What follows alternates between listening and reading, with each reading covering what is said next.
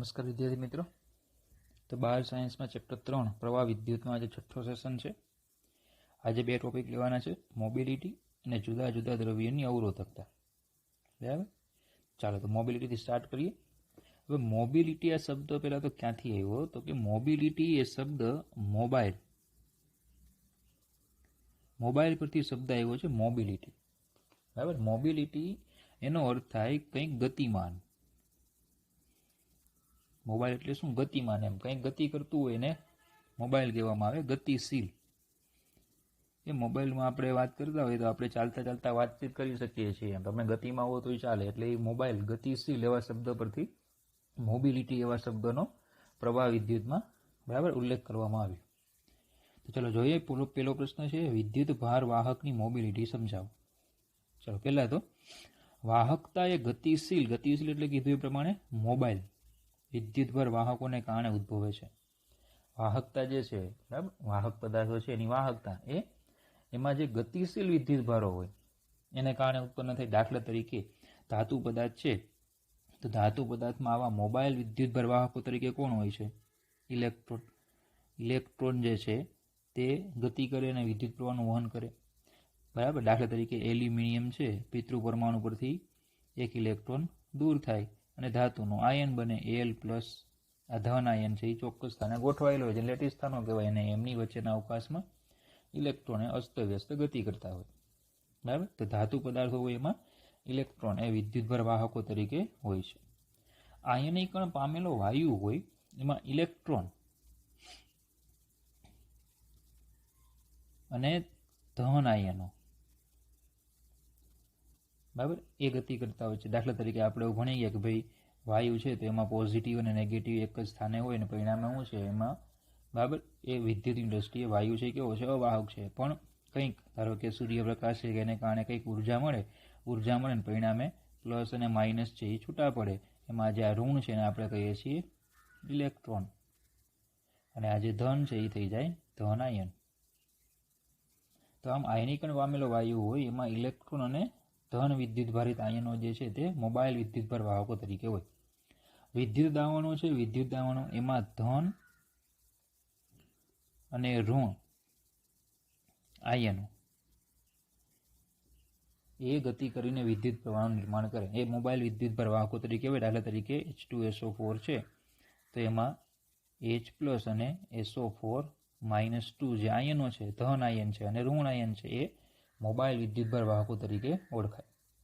અર્ધવાહકો છે, અર્ધવાહકો સેમિકન્ડક્ટર.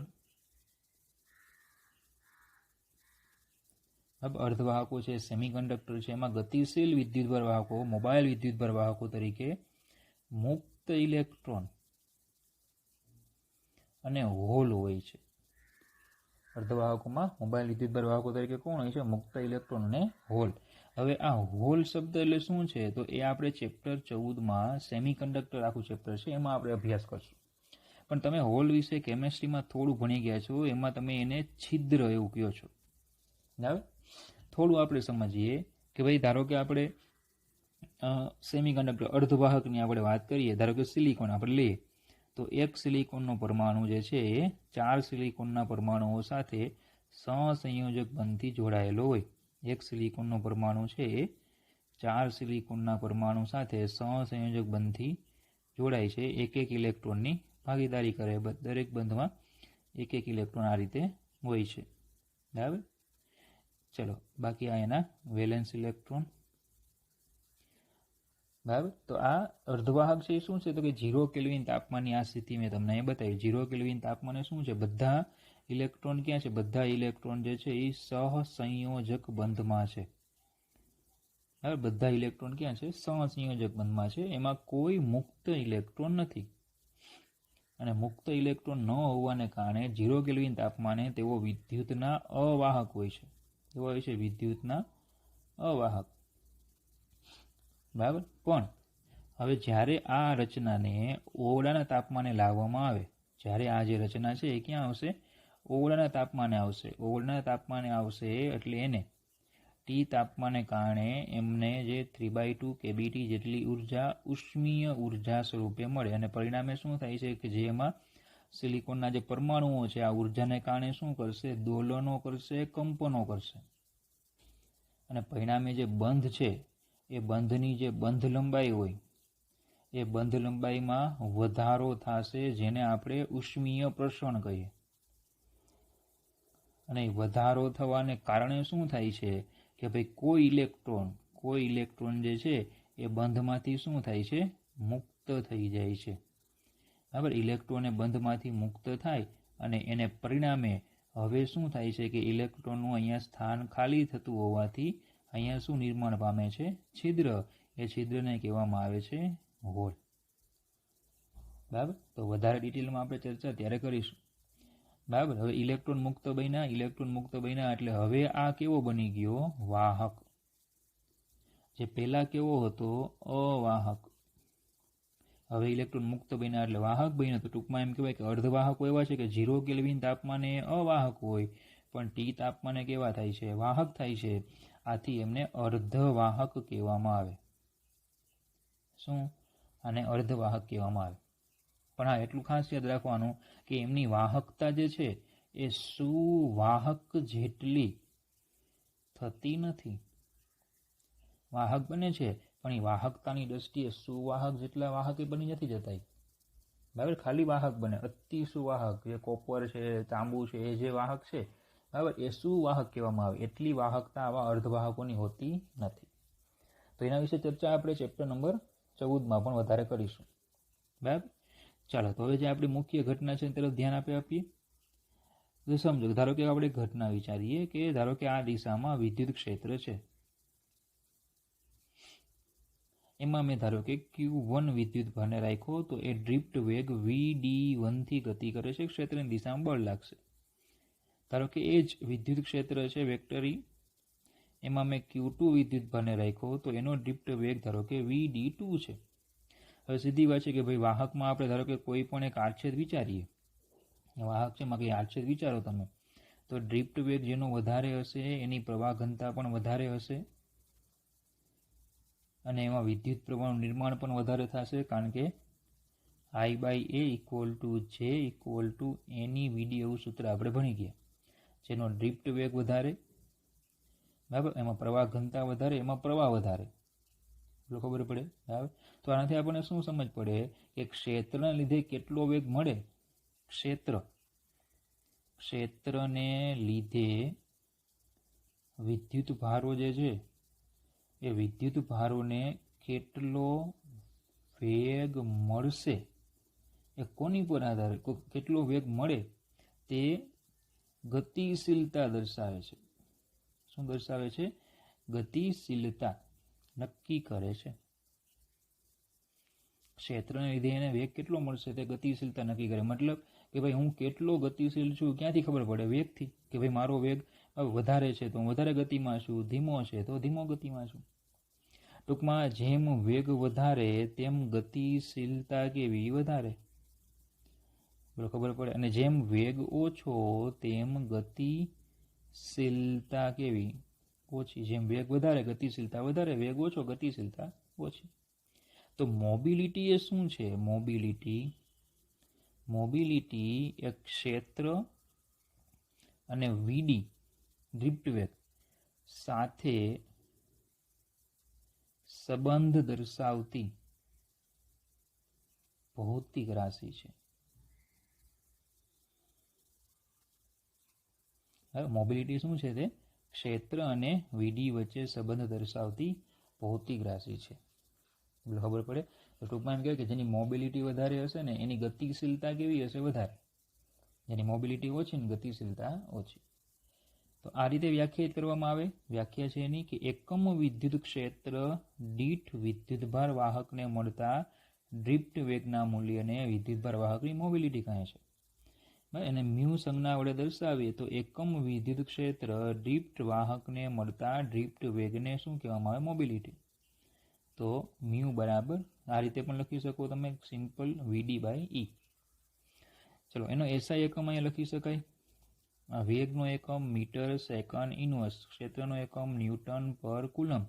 તો SI એકમ તમે બનાવી શકો metre coulomb second inverse newton inverse, અથવા બરાબર આને મીટર સેકન્ડ ઇન્વર્સ રાખી આને વોલ્ટ પર મીટર કહી દઈએ તો પછી બીજો એકમ લખી શકાય એનો newton metre square second inverse, અથવા મીટર સ્ક્વેર સેકન્ડ ઇન્વર્સ, માફ કરજો વોલ્ટ પર મીટર, ક્ષેત્રનો બીજો એકમ વોલ્ટ પર મીટર લઈએ તો metre square second inverse volt inverse, આ રીતે પણ લખી શકાય. બરાબર. ચલો એનો CGS એકમ અથવા તો એમ પણ કહેવાય વ્યવહારુ એકમ એ છે સેમી square second inverse volt inverse. તો એનો મતલબ એવો થાય કે metre square second inverse volt inverse બરાબર 10⁴ centimetre square second inverse volt inverse. તો CGS કરતાં SI એકમે 10⁴ ગણો વધારે છે. CGS કરતાં SI એકમે 10⁴ ગણો વધારે છે. બરાબર. ચાલો હવે આપણે આવું ભણી ગયા હતા કે VD નું સૂત્ર શું હતું? E/m. VD એટલે E/m ઇન્ટુ ટો. તો જો આનો આપણે ઉપયોગ કરીએ તો મ્યુ બરાબર VD/E, તો આવશે E/m into tau by m, એટલે આવશે બરાબર VD બરાબર E/m ઇન્ટુ ટો, તો મ્યુ બરાબર VD/E. બરાબર. VDની કિંમત મૂકીએ E/m into tau by E, E/m into tau by E, એટલે આવશે E ટો બાય m. આ બીજું સૂત્ર. બરાબર. E tau by m. તો ચલો આના પરથી પણ તમને એક SI એકમ મળશે. ઈનો એકમ કુલમ, ટો સેકન્ડ, કિલોગ્રામ, એટલે કુલમ સેકન્ડ કિલોગ્રામ ઇન્વર્સ અથવા કિલોગ્રામ ઇન્વર્સ સેકન્ડ કુલમ. બરાબર. તો ચલો આ થિયરી થઈ ગઈ મોબિલિટીની. તો 2 માર્ક્સની આ MP થિયરી છે. આ પણ થિયરી ઘણી બધી વખત બોર્ડમાં પૂછાઈ ગયેલી છે. બરાબર. 2 માર્ક્સની IMP થિયરી છે. IMP 2 માર્ક્સમાં પૂછાઈ, બહુ બધી વખત બોર્ડમાં પૂછાઈ ગઈ. પહેલાં તમારે વિદ્યુતભાર વાહકો બરાબર કયા પદાર્થમાં કયા છે એ તમારે લખવાના. બરાબર. અને પછી આ તો સમજૂતી તમને ખાલી સમજાવી તે, અને અહીંયાથી પછી ખાલી વ્યાખ્યા છે, ઇક્વેશન છે, SI એકમ છે, CGS એકમ છે, અને બીજું સૂત્ર મેળવવાનું. બરાબર. ચાલો યાદ રાખો, એ તો હોય જ એક કંઈક તો યાદ રાખવાનું જશે. શું યાદ રાખવાનું છે? તો કે વાહકતા એટલે સિગ્મા અને મોબિલિટી મ્યુ વચ્ચેનો સંબંધ મેળવો. સિગ્મા અને મ્યુ વચ્ચેનો સંબંધ મેળવો. તો એક પ્રશ્ન છે, આ એક્સ્ટ્રા છે, યાદ રાખવાનો છે. લગભગ ગયા વર્ષે બોર્ડમાં પૂછાઈ ગયો છે. ચલો હવે જો મ્યુનું સૂત્ર આપણું શું છે? VD/E. તો એના પરથી VD બરાબર શું થઈ જશે? મ્યુ ગુણ્યા E થાય. આને નંબર 1 આપી દઉં. હવે જેનું સૂત્ર આપણી પાસે છે NeVD, અને J બરાબર સિગ્મા E બરાબર NeVD. ત્યાંથી જો હું VD ને કરતા બનાવું તો શું થશે? Sigma E/Ne. આને કહી દઈ નંબર 2. તો સમીકરણ 1 અને 2, સમીકરણ 1 ને જુઓ, સમીકરણ 2 ને જુઓ, બંને VD બંને સરખાવો. સમીકરણ 1 અને 2 ને સરખાવતા બંને સરખાવી દો તો આવશે મ્યુ E બરાબર સિગ્મા E/Ne. ઓકે. તો સિગ્મા બરાબર Ne મ્યુ, સિગ્મા બરાબર Ne મ્યુ. બરાબર. હવે ચલો જુદા જુદા દ્રવ્યોમાં વિદ્યુતભાર વાહકો જુદા જુદા હતા. તો જો વિદ્યુતભાર ઇલેક્ટ્રોન વિદ્યુતભાર વાહક તરીકે હોય,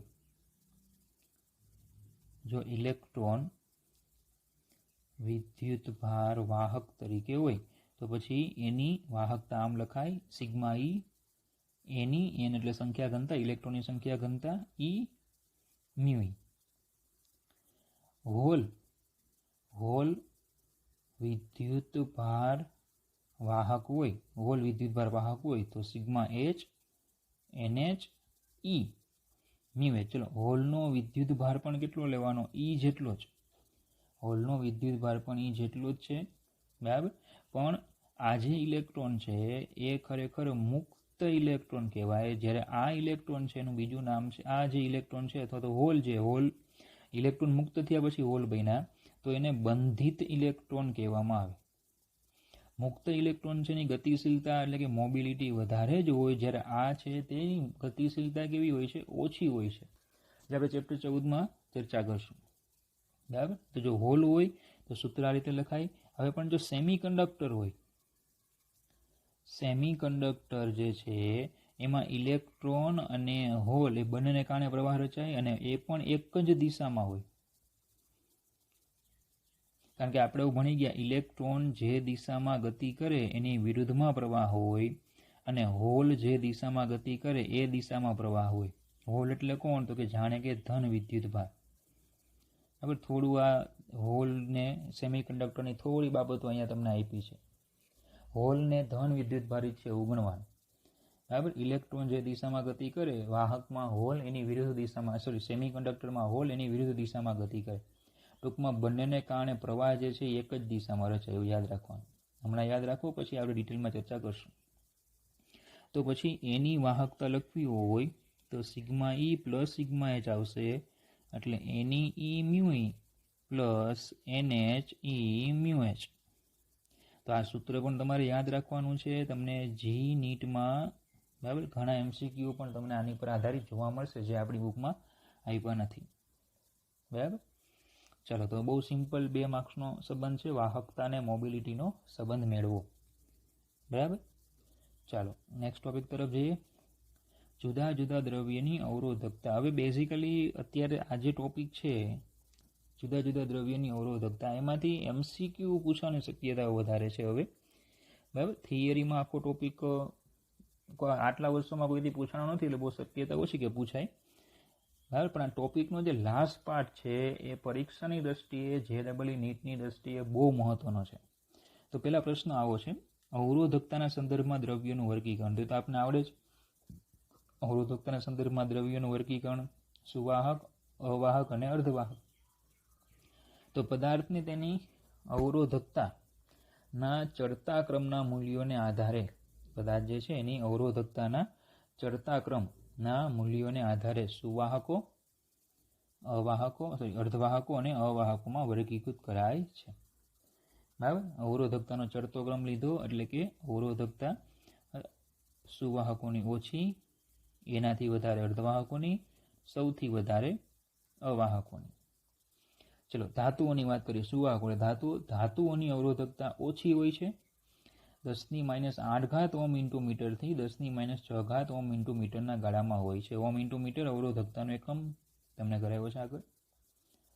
સિરામિક, રબર, પ્લાસ્ટિક આ બધા કેવા છે? અવાહકો. અવાહકો છે તેમની અવરોધકતા ધાતુઓ કરતાં 10⁸ ગણી હોય. બરાબર. મતલબ કે એની જો આપણે અવરોધકતા લઈએ તો 10⁸ ગુણ્યા 10⁻8 એટલે કે 10⁸ અથવા 10⁸ 10⁻6 એટલે 10⁻10.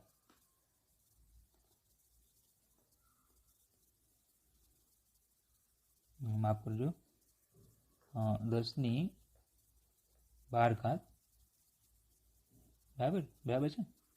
10⁻12 ગણી હોય છે. ટૂંકમાં અવાહકો માટે અવરોધકતા એ 10⁸ ઓમ ઇન્ટુ મીટરથી 10⁻12 ઓમ ઇન્ટુ મીટરના ગાળામાં હોય. બરાબર. તો સિરામિક છે, રબર છે, પ્લાસ્ટિક જેવા અવાહકો છે તેમની અવરોધકતાના ધાતુઓ કરતાં કેવી હોય? 10⁸ ગણી કે તેનાથી પણ વધારે. હવે અર્ધવાહકો તો વચ્ચે આવે, તો એમની અવરોધકતા અવાહકો કરતાં ઓછી, જ્યારે સુવાહકો કરતાં વધારે. તે બંનેની વચ્ચે અર્ધવાહકો છે, તેઓની અવરોધકતા તાપમાન સાથે લાક્ષણિક રીતે ઘટતી જાય છે. કેમ? તો હમણાં તમને અહીંયા સમજાવ્યું મેં અર્ધવાહકો વિશે સિલિકોનમાં, કે આ 0 કેલ્વિન તાપમાને કન્ડિશન હતી, કોઈ મુક્ત ઇલેક્ટ્રોન નહોતા.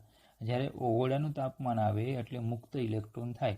તો 0 કેલ્વિન તાપમાને અવાહક હતું, ઓરડાના તાપમાને વાહક બન્યો, એટલે શું થાય? એની વાહકતા વધી એટલે અવરોધકતા ઘટી. તો તાપમાન સાથે એની અવરોધકતા લાક્ષણિક રીતે ઘટતી જાય છે. આ અર્ધવાહકોની અવરોધકતા તેમાં નાના પ્રમાણમાં રહેલી અશુદ્ધિઓની હાજરી પર પણ આધાર રાખે છે.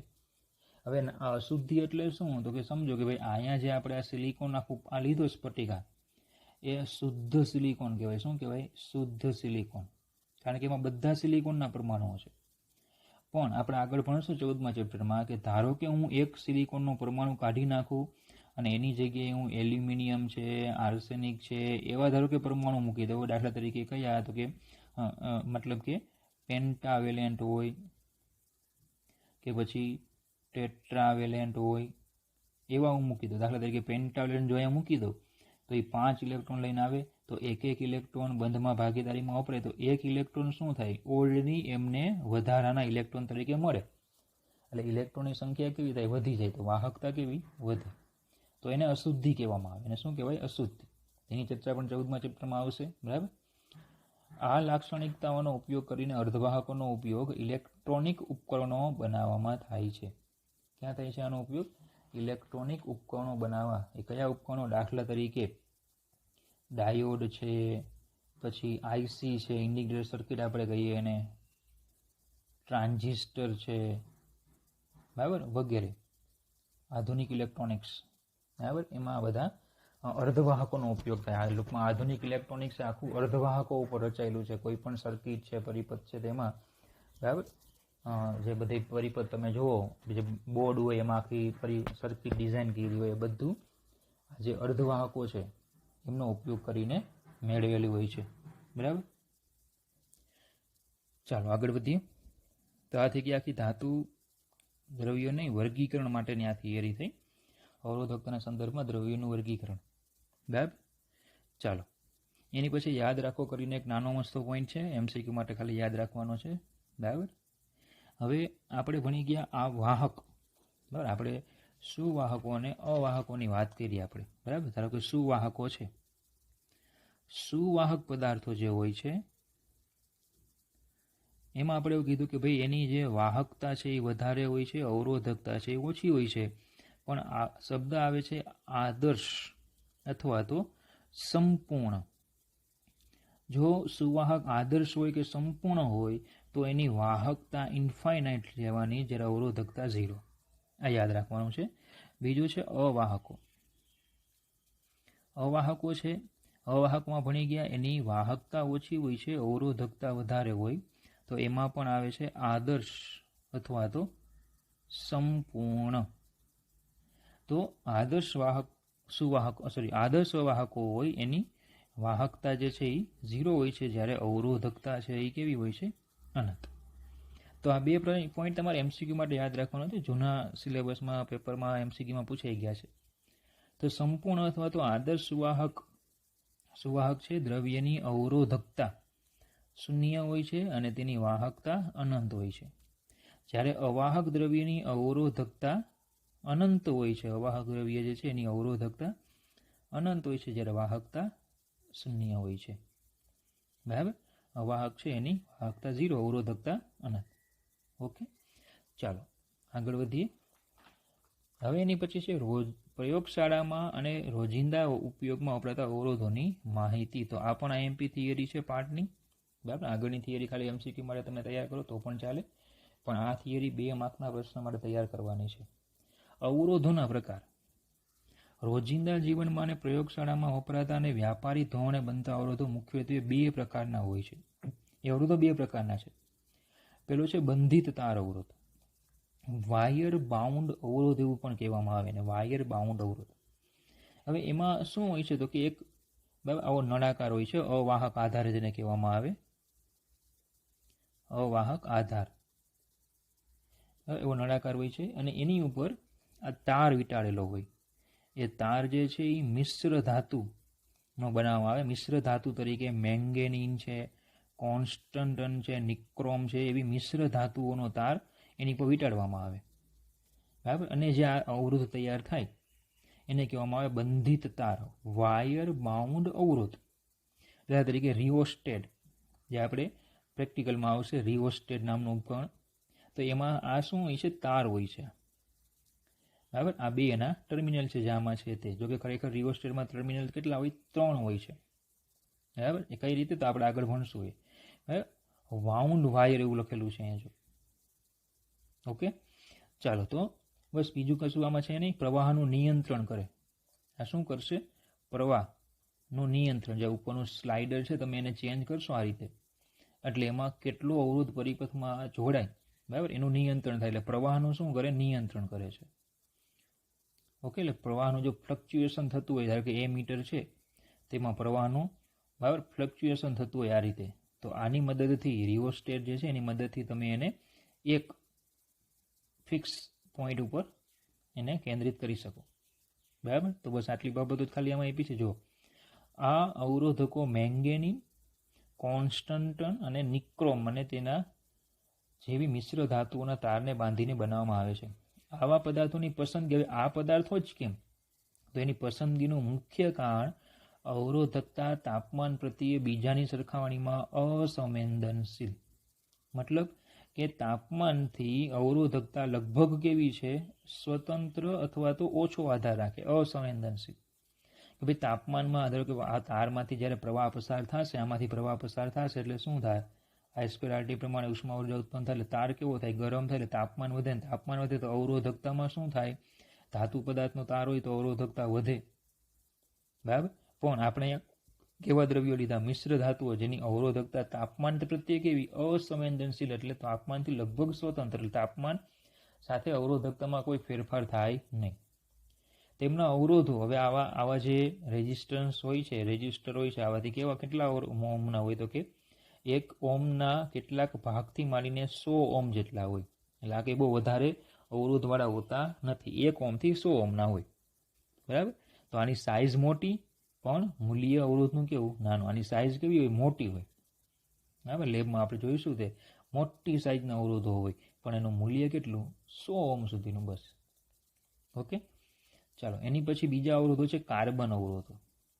હવે કાર્બન અવરોધો શું હોય છે, તો કે આ અવરોધો જે છે એ શુદ્ધ ગ્રેફાઇટ નું રેઝિન જેવા પદાર્થો સાથે મિશ્રણ કરવાનું અને ઊંચા તાપમાને અને દબાણે નળાકાર સ્વરૂપમાં બનાવવામાં આવે છે. એટલે કે જ્યારે નળાકાર તમને દેખાય છે અહીંયા, આવો આ જે નળાકાર પ્રકારનો આકાર તમને દેખાય છે એ શું છે, શુદ્ધ ગ્રેફાઇટ.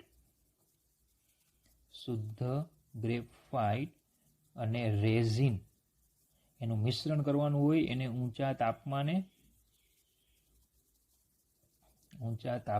અને દબાણે નળાકાર સ્વરૂપમાં ઢાળવામાં આવે. આ રીતે બરાબર, નળાકાર બનાવવામાં આવે આખો આવો. ચલો, આ જે છે અહીંયા તાર, આ એ જોડાણ અગ્રો કહેવાય. શું કહેવાય એને, જોડાણ અગ્રો. એટલે કોઈ પરિપથમાં જ્યારે આને જોડવાનો થશે એટલે એનું જે સોલ્ડરિંગ કરવાનું હોય અહીંયા તાર સાથે કરવાનું હોય. બરાબર. એટલે એને જોડાણ અગ્રો કહેવામાં આવે. આની ઉપર, આખી ઉપર, આના ઉપરનો જે ભાગ હોય, આ જે ચમકતો ભાગ તમને દેખાય છે તે, એની ઉપર અવાહક દ્રવ્ય જે છે, દાખલા તરીકે સિરામિક છે. બરાબર. અહીંયા જે આ જે આખો નળાકાર છે એની ઉપર સિરામિક અથવા તો પ્લાસ્ટિક એનું કોટિંગ કરવામાં આવે. શું કરવામાં આવે, એનું કોટિંગ. એટલે કે આવા અવાહક દ્રવ્યો છે એની ઉપર લગાડવામાં આવે, જેથી કરીને પરિપથમાં ધારો કે એક આવી રીતે જોડેલો હોય આપણે, ધારો કે બીજા કોઈ તાર સાથે સંપર્કમાં આવે તો શું થાય, શોર્ટ સર્કિટ થઈ જાય. પણ આવા અવાહક દ્રવ્યોનું કોટિંગ કરવાથી શું થાય, એ પોસિબલ નથી. બરાબર, શોર્ટ સર્કિટ ન થાય. ઓકે. તો જો જે કીધું આપણે, આ નળાકારના બંને છેડે વાહક તારને જોડવામાં આવે છે. એટલે જે કીધું તમને અહીંયા વાહક તાર જોડવામાં આવે છે અને સમગ્ર રચના પર સિરામિક અથવા પ્લાસ્ટિકનું આવરણ લગાડવામાં આવે છે. ઓકે. ચાલો, મોટા ક્રમના મૂલ્યો, એટલે કે એમના મૂલ્યો કેવા હોય છે, 1 ઓહ્મથી 100 મેગા ઓહ્મ ધરાવતા અવરોધો મુખ્યત્વે કાર્બનના બનેલા હોય છે. શેના બનેલા હોય, ગ્રેફાઇટની આપણે વાત કરી, કાર્બનની વાત કરી. કાર્બન અવરોધો નાના, સસ્તા હોવાને કારણે ઇલેક્ટ્રોનિક પરિપથોમાં બહોળા પ્રમાણમાં વપરાય છે. તો જો આ ખૂબ નાની સાઇઝ હોય છે, આજે અહીં બતાવી છે તમને, ઇમેજ મોટી કરીને બતાવી છે, પણ ખરેખર આ અવરોધો કેવો હોય, ખૂબ નાની સાઇઝના હોય. બરાબર. ખરેખર વાસ્તવિક એની જે સાઇઝ છે એ ખાલી આટલી જ છે. એટલે સાઇઝ નાની, સસ્તા. જ્યારે આ અવરોધો જે છે, બરાબર, વાયર વાઉન્ડ અવરોધ, સાઇઝ મોટી અને મોંઘા. અને કેટલા સુધી એનું મૂલ્ય મળે છે, 100 ઓહ્મ સુધી. જ્યારે આ જે અવરોધો છે એનું 100 મેગા ઓહ્મ સુધીના મળે. બરાબર. એટલે નાના, સસ્તા હોવાને કારણે ઇલેક્ટ્રોનિક પરિપથોમાં બહોળા પ્રમાણમાં ઉપયોગ થાય છે. ઇલેક્ટ્રોનિક પરિપથો જે છે, સર્કિટ બોર્ડ હોય જેમાં ટીવી છે, રેફ્રિજરેટર છે, લેપટોપ, કોમ્પ્યુટર, ટેબ્લેટ, એ બધાની જે સર્કિટ હોય, એ સર્કિટમાં આવા અવરોધોનો ઉપયોગ મોટા પાયા ઉપર થાય છે. બરાબર. તેઓ કદમાં નાનો હોવાથી તેમના મૂલ્યો કલર કોડ વડે આપવામાં આવે છે. કલર કોડ, બરાબર. તમને એ પ્રશ્ન થયો જોઈએ કે ભાઈ આ કલરનું શું છે, આ 4 પટ્ટા શું છે, કલર કોડ. તો એમના કલર કોડ, કલર ઉપરથી તમે નક્કી કરી શકો કે આ જે અવરોધ છે એનું મૂલ્ય કેટલું હશે. કલર ઉપરથી ખબર પડે કે અવરોધ છે એનું મૂલ્ય કેટલું હશે. તો આની પર પણ જો બધા કલર દેખાય છે તમને અલગ અલગ, એ કલર ઉપરથી તમે અવરોધનું મૂલ્ય નક્કી કરી શકો. કઈ રીતે, હમણાં જોઈએ. ઇલેક્ટ્રોનિક્સ પરિપથો, બરાબર,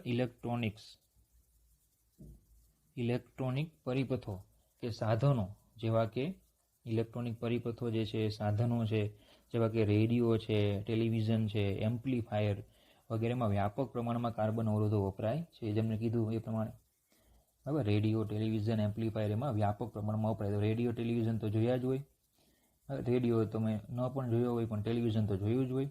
આ એમ્પ્લીફાયર છે, તમને યાદ આવતી જશે આ, બરાબર, ડબ્બુ જોઈને અહીંયા આહુજા લખ્યું છે, આહુજા કંપનીનું છે, બરાબર. નવરાત્રિ હમણાં આવવાની, તો નવરાત્રિમાં તમે આવા એમ્પ્લીફાયરો જોયા હોય, જે શું કરે, સાઉન્ડ જે છે એને એમ્પ્લીફાય કરે, બરાબર. ચાલો, તો આથી કે કાર્બન અવરોધો, તો આ થિયરી તમારે તૈયાર કરવાની છે. 2 પ્રકારના અવરોધો, વાયર વાઉન્ડ અવરોધો અને કાર્બન અવરોધો. ઓકે, હવે જે પેલા કલર કોડની વાત થઈ, તો એ કલર કોડની આપણે થોડીક ચર્ચા કરીએ. કાર્બન અવરોધકના અવરોધનું મૂલ્ય જાણવા માટેના વર્ણ સંકેત લખીને તેનું મૂલ્ય કઈ રીતે જાણી શકાય? તો આ પ્રશ્ન તમારે તૈયાર કરવાનો છે. કલર ઉપરથી મૂલ્ય કઈ રીતે ખબર પડે? કાર્બન અવરોધો પર સમઅક્ષીય રંગીન વલયોનો સમૂહ હોય છે. સમઅક્ષીય રંગીન વલયોનો શું હોય છે? સમૂહ હોય છે. આવા પટ્ટા દોર્યા હોય છે, બરાબર.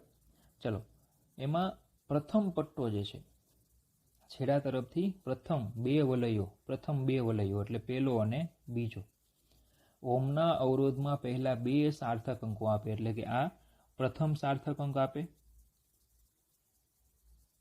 આ બીજો સાર્થક અંક આપે, એટલે કે એક મૂલ્ય આપે, ધારો કે 5 છે, 3 છે, મૂલ્ય આપે, પહેલો અને બીજો સાર્થક અંક આપે. ત્રીજો પટ્ટો દશાંશ ગુણક દર્શાવે. ત્રીજો પટ્ટો શું દર્શાવે? દશાંશ ગુણક. દશાંશ ગુણક મતલબ કે આ જે 53 આવ્યા એને 10ની કઈ ઘાત વડે તમે ગુણો, એ દશાંશ ગુણક દર્શાવે. છેલ્લો પટ્ટો દર્શાવેલ કિંમતમાં ટકામાં ટોલેરન્સ, વિચલન, સહનશીલતા દર્શાવે. જે છેલ્લો પટ્ટો છે શું દર્શાવે? ટોલેરન્સ, બીજું નામ છે વિચલન, ત્રીજું નામ છે સહનશીલતા. અને એ પણ ટકાવારીમાં, કે ભાઈ આટલા ઓમ ±20% એની જેમ, બરાબર. પ્રથમ અંક શું બતાવે? પ્રથમ અને દ્વિતીય અંક શું બતાવે? એક ફિક્સ અંક નક્કી કરે, 2 સાર્થક અંકો આપે, એટલે એમ પણ કહે એકમનો અંક ને દશંકનો અંક. પેલો દશંકનો અંક આપે, બીજો એકમનો અંક આપે. પછી ત્રીજો પટ્ટો શું કહે કે ભાઈ આ 10ની ઘાત વડે ગુણો, અને છેલ્લો શું કહે? ટોલરન્સ, શક્ય વિચલન. હવે ટોલરન્સ શું છે એ સમજીએ, પછી નક્કી કરીએ કે ભાઈ આ પટ્ટાઓ પરથી કઈ રીતે ખબર પડે. ટોલરન્સ શું? તો કે હમણાં તમને આગળ વાત કરી કે આમાંથી અવરોધમાંથી જ્યારે પ્રવાહ પસાર થશે એટલે એમાંથી શું થશે? I2RT પ્રમાણે ઉષ્મા ઉર્જા ઉત્પન્ન થશે. એ ઉષ્મા ઉર્જાને કારણે એનું તાપમાન વધશે, ને તાપમાન વધે તો પછી અવરોધ જે છે એમાં શું થાય? ફેરફાર થાય. તાપમાન વધે તો અવરોધ કેવો થાય? વધે, બરાબર. અને અવરોધ વધે તો જે એનું અચળ મૂલ્ય હોય બદલાઈ જાય. તો ટોલેરન્સ, શક્ય વિચલન શું દર્શાવે? કે ભાઈ આટલો અવરોધ છે એમાં ±20% હોઈ શકે. દાખલા તરીકે આપણે કેમ કહીએ કે ભાઈ 500 ± ધારો કે 5 છે, તો એનો મતલબ કે આનું મૂલ્ય એટલે 500 + 5 અને 500 - 5, બરાબર. એટલે કે 505 અને 495 વચ્ચે હોય. એટલે તાપમાન સાથે અવરોધમાં ફેરફાર થશે પણ મૂલ્ય આનાથી બહાર જશે નહીં. ઓકે, તો આ વસ્તુ પહેલાં યાદ રાખવાની. 2 અંકો આપે, પહેલા 2 પટ્ટા અંકો આપે, બીજો પટ્ટો છે એ દશાંશને કેટલા વડે ગુણો, દશાંશ ગુણક આપે, અને ત્રીજો છે એ ટોલરન્સ આપે. હવે અંકો કઈ રીતે નક્કી કરવા કલર ઉપરથી? તો એના માટે તમારે આ ટેબલ તૈયાર કરવાનું છે. કઈ કલર ઉપરથી અંકો કઈ રીતે નક્કી કરવા, બરાબર. તો આ બધા રંગો છે, આ સંખ્યા છે, આ ગુણક કેટલી ઘાત વડે ગુણાય, ને આ છે ટોલરન્સ. તેમ ટેબલ તૈયાર કરો એટલે તમને કમ્પ્લીટ બધા અંકો ખબર પડે કે કયા રંગ સાથે કયો અંક આવે. તો હમણાં તમારે શું કરવાનું? ટેક્સ્ટબુકમાં ટેબલ કાઢવા તમારી સામે રાખો, અને પછી આપણે હમણાં એવા 4 ઉદાહરણો લઈએ અને તમને ગણતરી કરતા આવડે. ઓકે, તો ટેક્સ્ટબુક વિડીયો પોઝ કરી દો, ટેક્સ્ટબુક કાઢો, ટેક્સ્ટબુકમાંથી આ જે ટેબલ છે ચેપ્ટર 3નું, આ ટેબલ કાઢીને સામે રાખો. ઓકે, ચાલો જો પેલું ઉદાહરણ લઈએ. કાર્બન અવરોધ છે, પટ્ટા છે લાલ લાલ લાલ ને સિલ્વર. ઓકે, લાલ લાલ લાલ અને સિલ્વર. તો ચલો, લાલ રંગ, લાલ માટે કયો અંક છે? 2. એટલે પહેલાં તમારે અંક લખી નાખવાના, 2 2 2. અને સિલ્વર ચોથો પટ્ટો શું આપે? સહનશીલતા, ટોલરન્સ કીધું એમ. ચોથો શું આપે? સહનશીલતા. અને બીજું કે ત્રીજો પટ્ટો શું આપે? 10ની ઘાત. તો ચલો, લાલમાં 10ની ઘાત કેટલી છે? 10ની 2 એટલે અહીંયા શું લખી નાખવાનું 10/2 અને સિલ્વરમાં ટોલરન્સ જો કેટલા છે ±10%. બરાબર, ચેક કરતા જાઓ. તો પછી અવરોધ આ રીતે લખાય R બરાબર 22 ગુણ્યા 10/2 ઓમ ±10%. તો બસ આ રીતે મૂલ્ય લખાય. ઓકે, ચલો આમાં જો હવે પીળો, જાંબલી, કથ્થઈ, ગોલ્ડ. તો ટેક્સ્ટ બુક સામે રાખજો. પીળો, ચલો પીળો કેટલા અંક છે 4. પછી જાંબલી કેટલા અંક છે 7. તો પીળો 4, જાંબલી 7, કથ્થઈ. ચાલો જો કથ્થઈ ક્યાં છે? અહીંયા કથ્થઈ કેટલી ઘાત છે 10/1. પછી ઘાત જોવાની 10/1. ગોલ્ડ, ગોલ્ડમાં જો કેટલું ટોલરન્સ છે ±5%. તો ચલો ફાઇનલ અવરોધ કેટલો થાય? R બરાબર 47 ગુણ્યા 10/1 47 ગુણ્યા 10/1 ઓમ ±5%. ઓકે, તો આ રીતે ટૂંકમાં કેલ્ક્યુલેટ કરવાનું હોય. બરાબર, ચલો ઘણી વખત રંગો લખ્યા પણ હોય કે 4 રંગો આપ્યા છે, નારંગી, વાદળી, પીળો અને ગોલ્ડ. ચલો જો નારંગી, વાદળી, નારંગી લઈ લો કેટલા છે 3, નારંગીમાં 3, વાદળીમાં 6, તો 3 અને 6. ચલો આમાં 3, આમાં 6. પીળો અને ગોલ્ડ, ચલો પીળોમાં જોઈ લો કેટલા છે 4, 10/4 અને ગોલ્ડમાં કેટલા ±5. તો આ 10/4 ±5. ચલો અવરોધ થઈ ગયો R બરાબર 36 ગુણ્યા 10/4 ઓમ ±5%. સિમ્પલ છે, પ્રશ્ન પરીક્ષા પૂછાઈ પણ જાય. ઓકે, ચલો છેલ્લું લઈએ. ભારતના રાષ્ટ્રધ્વજના પટ્ટા ઉપરથી નીચેના ક્રમમાં. હવે આ થોડોક જનરલ જીકે પણ તમારી પાસે આવડતું હોવું જોઈએ. જીકે પણ ખબર હોવી જોઈએ, રાષ્ટ્રધ્વજ તમે જોયેલો હોવો જોઈએ. બરાબર, અને સ્પષ્ટ લખ્યું છે ભારતના રાષ્ટ્રધ્વજ, એટલે ભારતમાં ઇન્ડિયાનો જોયેલો હોય છે, પાકિસ્તાનનો નહીં. બરાબર, તો ઇન્ડિયાના રાષ્ટ્રધ્વજમાં ઉપરથી નીચેના ક્રમમાં જો એવું લખ્યું પાછું ઉપરથી નીચે. ચલો ઉપરથી નીચેના ક્રમમાં રંગો આવડે છે કયા હોય? કેસરી, સફેદ અને લીલો. હવે એમને કહેતા સર વચ્ચે તો બ્લુ હોય ને? અરે ભાઈ એસો ચક્રનો રંગ હોય, લખ્યું છે પટ્ટાઓનો કેસરી, સફેદ ને લીલો. અને ચલો ચોથો રંગ હોતો નથી એટલે શું કહેવાય? રંગવિહીન. ચોથો પટ્ટો જ ન હોય ને, ચોથો પટ્ટો જ ન હોય તો રંગવિહીન લેવાનું. હવે જોજો રંગવિહીન હોય તો શું કરવાનું? જો અહીંયા શું આપ્યું જોવો તો 20% ટોલરન્સ છે તેમ દર્શાવે. શું?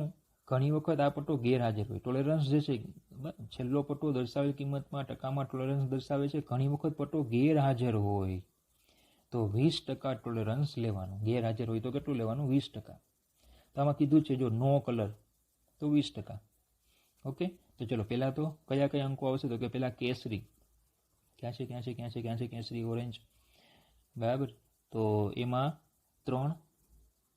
ઓકે, પછી સફેદ, વ્હાઇટ 9, લીલો 10/5. તો 3, 9, 10/5. 3, 9, 10/5 અને રંગવિહીન તો ±20%. તો આવશે ફાઇનલ જવાબ R બરાબર 39 ગુણ્યા 10/5 ±20% ઓમ. ઓકે, તો આ રીતે કેલ્ક્યુલેટ થાય આખું.